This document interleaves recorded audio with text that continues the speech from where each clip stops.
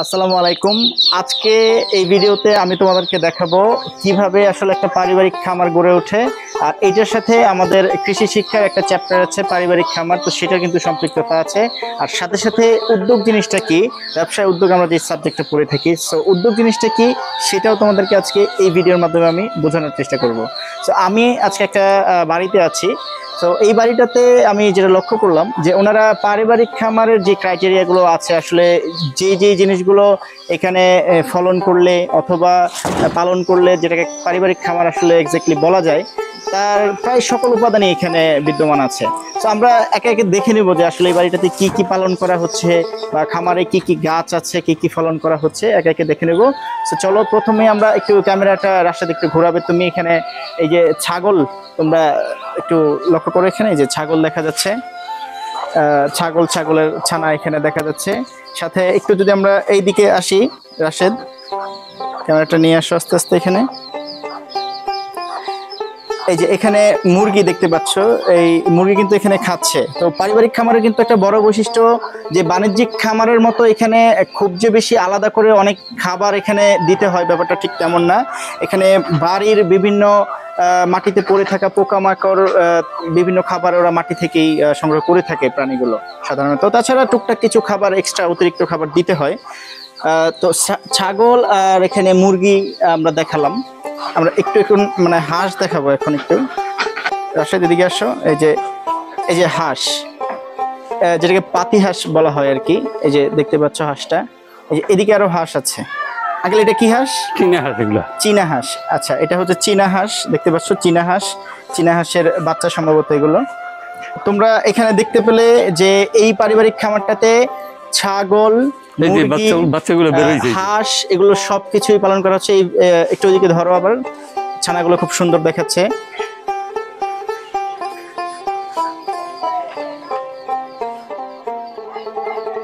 আচ্ছা, এখন আমরা একটু দেখানোর চেষ্টা করব এই বাড়িতে কি কি ফল গাছ আছে।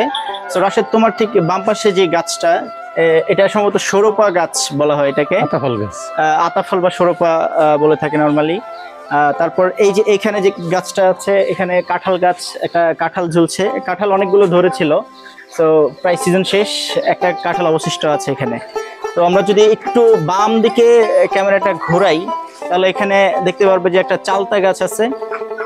তারপর এই যে চালতা গাছের পাশে পেঁপে গাছ, আম গাছ, হ্যাঁ, তারপরে যে এখানে কামরাঙা গাছ দেখতে পাচ্ছ তোমরা। সিজন শেষ নাই, আম গাছ আছে, সিজন শেষ এখানে, যে কারণে আসলে ফলগুলো আসলে খাওয়া শেষ আর কি। আচ্ছা, এখন আমরা এই ফল গাছের মধ্যে আরো কিছু গাছ আছে যেটা এখন আমরা দেখাইনি। দেখো তোমরা, এই যে এখানে ডাব গাছ আছে দেখতে পাচ্ছ, নারিকেল গাছ আর কি। ওয়েল, নারিকেল গাছের পাশে একটু ক্যামেরাটা ধরো রাশেদ। এই যে এখানে একটা সুপারি গাছ আছে দেখতে পাচ্ছ। হ্যাঁ, আমরা আরেকটু যদি দেখাই তোমাদেরকে, এই যে এখানে দেখা যাচ্ছে একটা আমড়া গাছ। আমড়া গাছের পাশে কিন্তু একটা পেয়ারা গাছ আছে। দেখো, এই বাড়িতে কিন্তু মানে অলরেডি আমরা কিন্তু অনেকগুলো ফলের গাছ তোমাদেরকে দেখালাম। মোটামুটি প্রায় দেশি যত প্রকার ফল গাছ আছে, প্রায় অলমোস্ট সব ফল গাছই কিন্তু এখানে তোমরা দেখতে পেলে। এর সাথে সাথে আমরা যদি আরেকটু লক্ষ্য করি, রাশেদ ওইদিকে একটু ধরো, সাজনা গাছের দিকে, যে সবজি গাছগুলো যদি তোমরা একটু খেয়াল করো, হ্যাঁ সাজনা গাছ আছে। আচ্ছা, এই যে এইখানে এই যে শশা আছে, ঠিক আছে, এই যে শশা গাছ এখানে। আমরা এই যে আরেকটা ফল গাছ কিন্তু দেখাতে ভুলে গেছি, যে এখানে একটা ফল গাছ সম্ভবত আছে, এটা সম্ভবত ডালিম গাছ। হ্যাঁ, আচ্ছা, এখানে শশা গাছ তোমরা দেখতে পাচ্ছ, সাথে তুলসী গাছ আছে।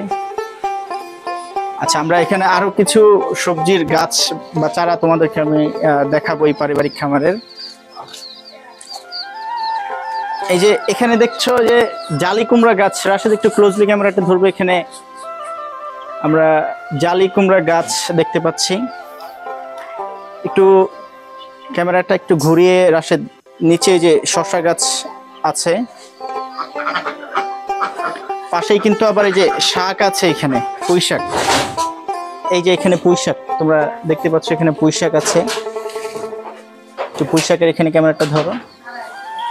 আচ্ছা, এই তো এখানে পুঁই শাক আছে। ওই যে কামরাঙ্গা গাছ, আচ্ছা, কি গাছ এটা? মরিচ গাছ আছে, কামরাঙ্গা মরিচ। আচ্ছা, কামরাঙ্গা মরিচ গাছটা একটু ক্লোজলি ওইখান দিয়ে একটু ক্যামেরাটা রাশেদ ধরো তুমি। হ্যাঁ, আচ্ছা, কামরাঙ্গা মরিচের গাছ ওইখানে। তো মোটামুটি এই যে এই বাড়িটা তোমরা দেখতে পাচ্ছ, এখানে আমরা বেশ অনেকগুলো ফলের গাছ দেখলাম, বেশ অনেকগুলো সবজির গাছ দেখলাম। তারপর আমরা এখানে ছাগল থেকে শুরু করে হাঁস মুরগি অনেক কিছু আমরা দেখলাম। একটা পারিবারিক খামারের আসলে যা যা প্রয়োজন এখানে প্রায় সবকিছুই আছে। তো আমি এখানে একটু আঙ্কেলের সাথে এখন মানে কথা বলবো ওনার এই খামারটা নিয়ে।